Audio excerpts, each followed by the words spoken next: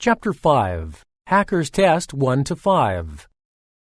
Listen to a conversation between a student and a student center employee. Hello. I'm here to speak with the person in charge of the, volunteer programs for students. Yes, that's me. I'm Bob Hill. I'm Lena Jones, and, I'm a music student. I'm looking for volunteer opportunities related to music. You see, the music department awards students some extra credit for volunteering if it has to do with music, and I thought that this center might have a few ideas. Okay.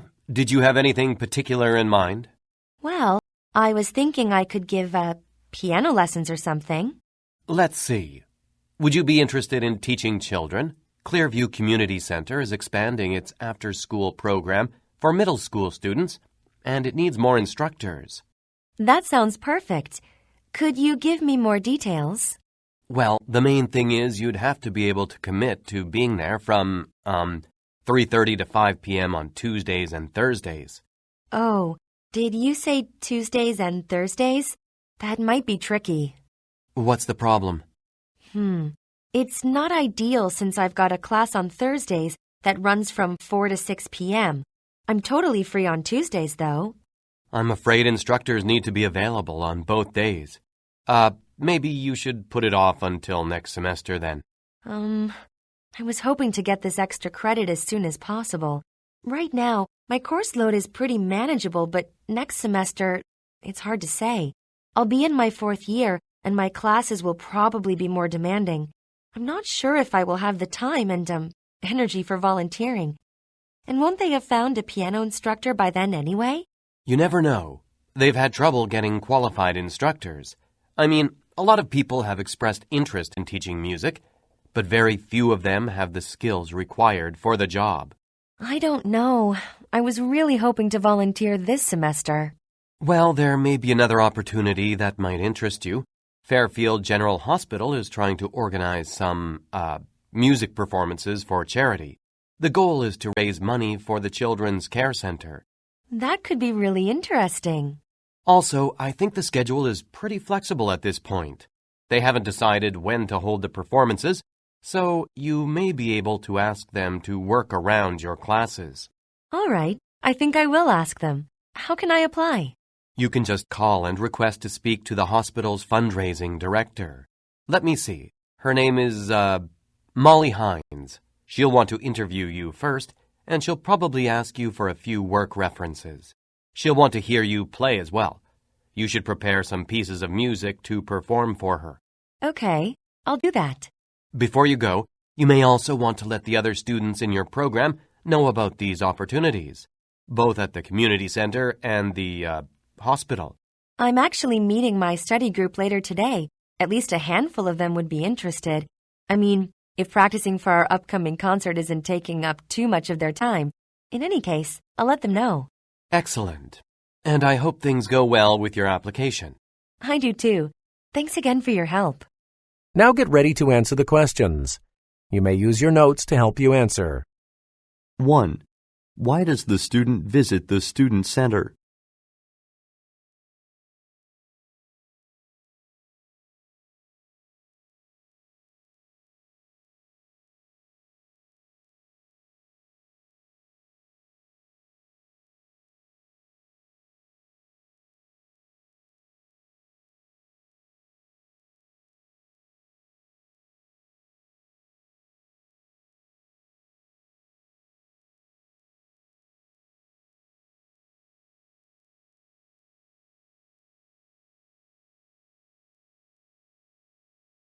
Listen again to part of the conversation.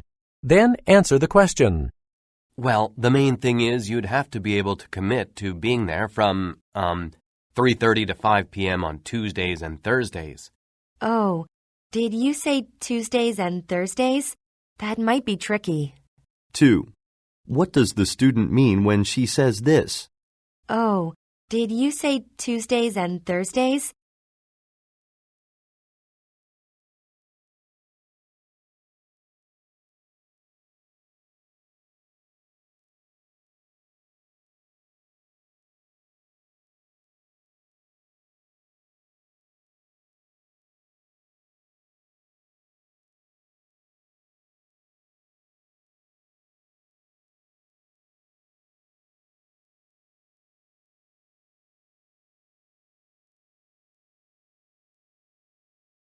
3.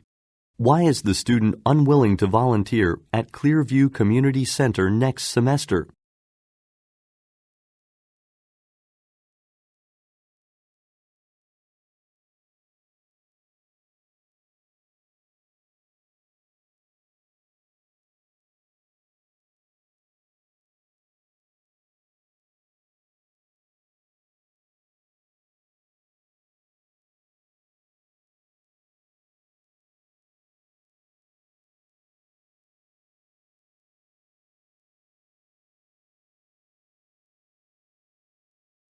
Four.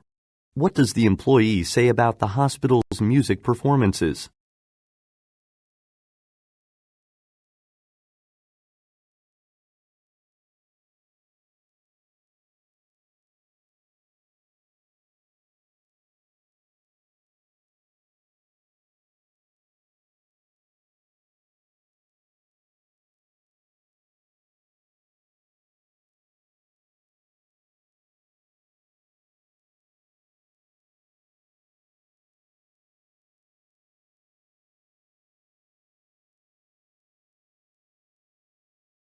Five.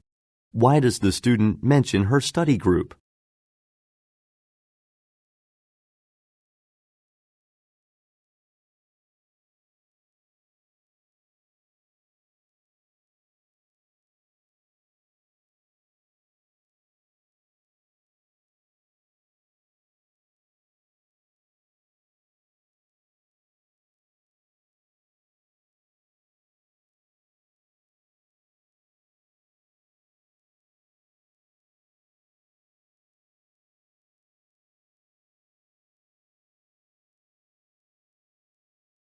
Six to 11. Listen to part of a talk on the circadian rhythm. I'd like to start off by asking if you've ever gone on a long trip, perhaps to some place several time zones away, or if you've ever held a job on the graveyard shift. Well, the reason I ask has to do with my lecture today on the circadian rhythm. The human circadian rhythm is based on a 24-hour cycle, and any interruption to this rhythm, such as the ones I just mentioned, would have an impact on the body. A person could have sleep problems or become depressed and anxious. But I'm getting ahead of myself. Let's take a closer look at just what the circadian rhythm is. Essentially, what this rhythm does is it helps stabilize the timing of our bodily functions. The sleep cycle, body temperature, blood pressure, brainwave activity, hormone and digestive secretions, all of these operate according to a 24-hour cycle. So, as long as this rhythm stays on cue, an individual will generally experience physical and mental well-being. But what happens when the rhythm goes out of sync? And how does it go out of sync? Well, let me deal with the second question first. Okay, there are two aspects that control the circadian rhythm. One is internal.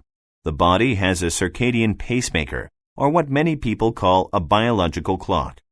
It's a section of the brain known as the suprachiasmatic nucleus, or SCN. Now, the SCN adjusts itself to the 24-hour light-dark cycle. So, if the SCN is dependent on the intervals of daytime and nighttime, what would happen if a person were blind? Well, the SCN would get confused, so to speak. A blind person may have a couple of nights when he sleeps well and then a couple of nights when he doesn't. What this tells us is the SCN cannot, on its own, establish a normal circadian rhythm. A second aspect is needed to help it, the circadian rhythm, function properly. This involves the external cues the SCN, your circadian rhythm, needs to make the necessary adjustments. So what are these external cues? Well, they're environmental cues, specifically light. Temperature also plays a role, but it doesn't have the same impact that light does. The circadian rhythm resets itself to the 24-hour day as it is exposed to either sunlight or darkness. The morning sun will cue the body to produce certain hormones and neurotransmitters that increase blood pressure and body temperature. It's these little changes that'll get the body going for daytime activities. At sunset, however, the body begins to produce melatonin, and the blood pressure goes down. And as the evening hours wear on, the body continues to wind down. It is, in effect, preparing for nighttime sleep. So, how is this cycle broken? Well, actually, very easily. A long-distance trip, a nighttime job, putting off your bedtime for hours because you have an important exam. This brings me back to the first question.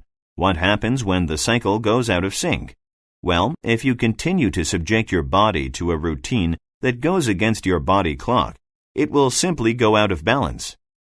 It will begin to produce chemicals and hormones in the wrong quantities and at the wrong time. Your mood and sleep problems will get worse. Those who work on the night shift are prone to physical and mental abnormalities. Our world today depends on round-the-clock workers, especially in the fields of medicine, agriculture, transportation, heavy manufacturing, and the service industries. This translates to millions of people with circadian rhythm-related health problems. So, medical people have come to see the importance of the circadian rhythm where health is concerned. Now get ready to answer the questions. You may use your notes to help you answer. 6. What does the professor mainly discuss?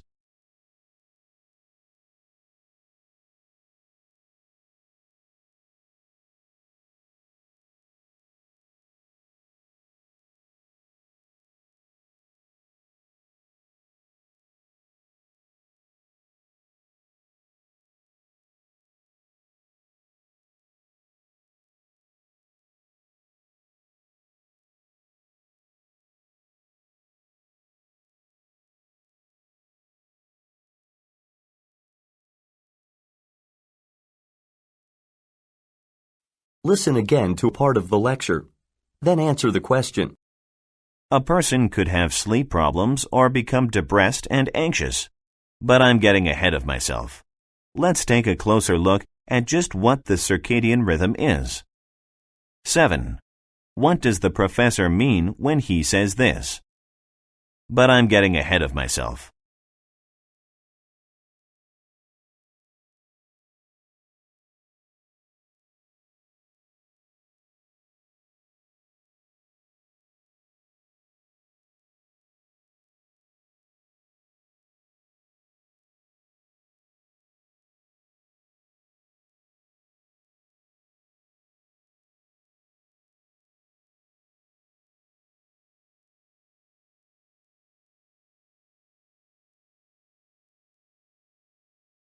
Eight.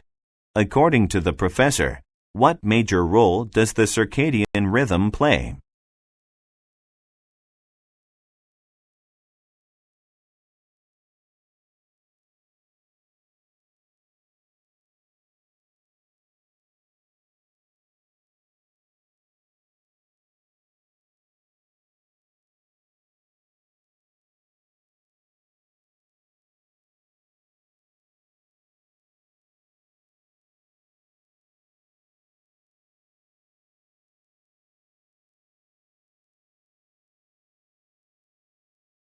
Nine.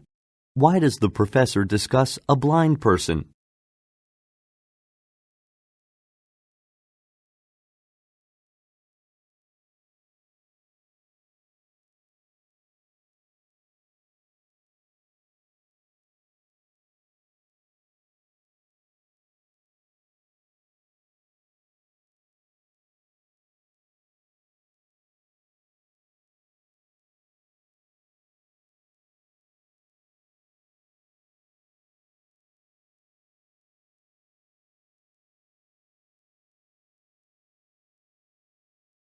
Ten. According to the professor, what are two ways the circadian rhythm can be disrupted?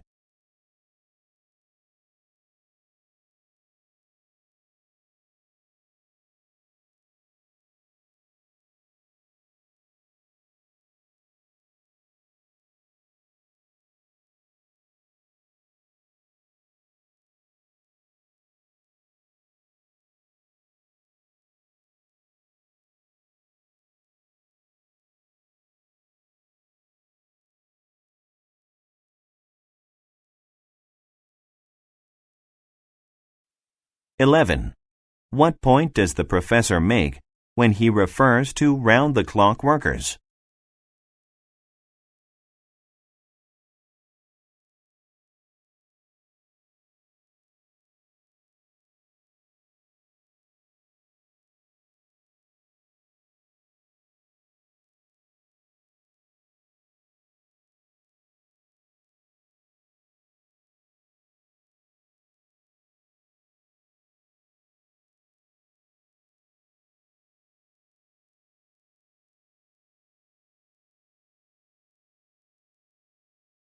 Twelve to 17. Listen to part of a lecture in an architecture class. Today I'll be discussing a phenomenon that grew out of the need to conserve energy. In the past few decades, quite a number of airtight buildings were constructed. Actually, they continue to be constructed. What we'll be looking at is how these buildings make people sick. Yes, that's the phenomenon. These buildings make people sick. You may have heard of the ailment, Sick Building Syndrome, or SBS for short. Seems like an apt name. Well, initial studies on airtight buildings showed that building owners could save substantially on heating and cooling energy costs, as much as 37%. Now, that's a lot of money. So naturally, more than a few showed interest in having this type of building constructed. By the 1970s, it became a requirement in some states for buildings to be airtight. This was the government's bid to conserve fuel. So, people in the construction field began devising ways to make these structures more airtight. I'll talk about just two approaches. One involves wrapping the building, the sealed polythene approach. Basically, sealed polythene is inserted between the insulating materials and the interior finish materials. But that's not all. On the outside, building paper or house wrap is used to form a moisture barrier. Now, I guess not many of you have ever seen building paper. It's a very heavy and durable paper that has been coated or laminated to make it resistant to water. It's very good at insulating, so you can see how it would make a building airtight. A second approach is the airtight drywall method, which necessitates the laying of gypsum boards against the foundation, roof, and walls of a building. Gypsum is actually a common mineral that is used to make cement and plaster. So, building owners began to enjoy energy savings. The government was able to reduce fuel consumption. But in the 1970s, doctors saw a sharp increase in the number of people with headaches, respiratory problems, dizziness, fatigue, eye irritations, nausea. It took a while, in fact several years, to trace these symptoms to their source. The doctors discovered that people who lived or worked in certain buildings became sick. But when they left these buildings, their symptoms disappeared. This is why it took so long to figure out what was going on. Well, medical researchers ascertained that the problem with these buildings was the flow of air, or rather, the lack of it. You see, when you seal a building or change its airflow, air may not move as freely. Contaminants are found in any building, you know. The paint on the walls, wooden decorations coated with varnish, poisonous emissions from photocopiers and computers, damp walls and floors that may have molds and fungi, and even perfume. I could go on and on. You see, when temperatures rise to about 20 degrees Celsius, volatile organic compounds, or VOCs, are emitted as vapors and gases from both solids and liquids that may be present in a room. And these vapors and gases are toxic and hazardous to health. Well, think of these gases in an airtight building, and you'll understand why people were getting sick. The most common symptoms that people experience are respiratory. A runny nose and a chronic cough are the milder symptoms. The worst is real respiratory distress, and for asthma sufferers, full-blown asthma fits. So, it's not surprising that with the construction of so many airtight buildings, more and more people began taking sick leaves. The World Health Organization has estimated that the loss due to absenteeism from sick building ailments amounts to about $100 billion a year. So sure, the government was looking to save energy, but I guess these folks didn't realize that those savings would be wiped out by employee absenteeism, medical costs, reduced productivity, and decreased company earnings. Now get ready to answer the questions. You may use your notes to help you answer. 12. What is the talk mainly about?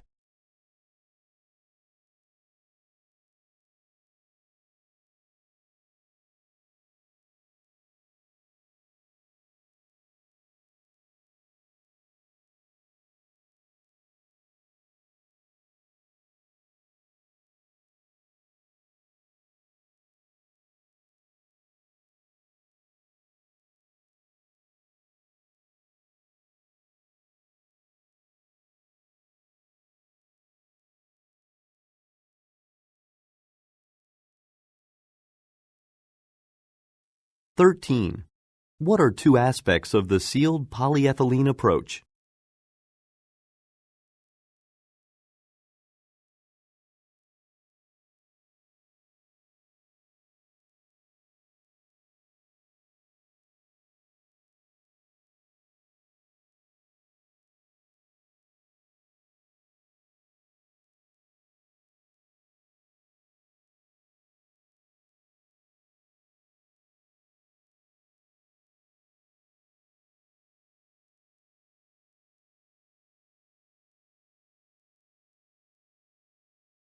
"14. According to the professor, why did doctors take years to discover the reason for the sharp increase in health ailments in the 1970s?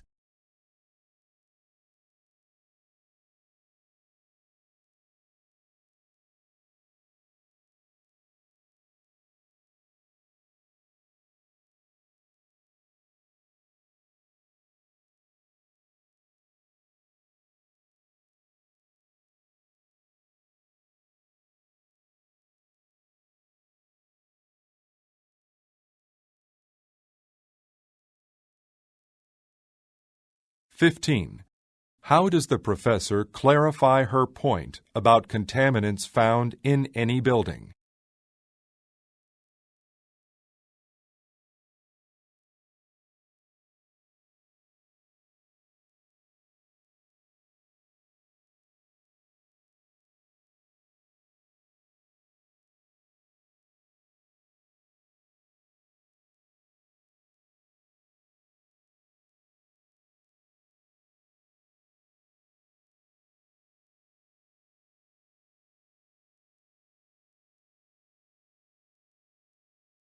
"16. What does the professor say about solids and liquids in a room?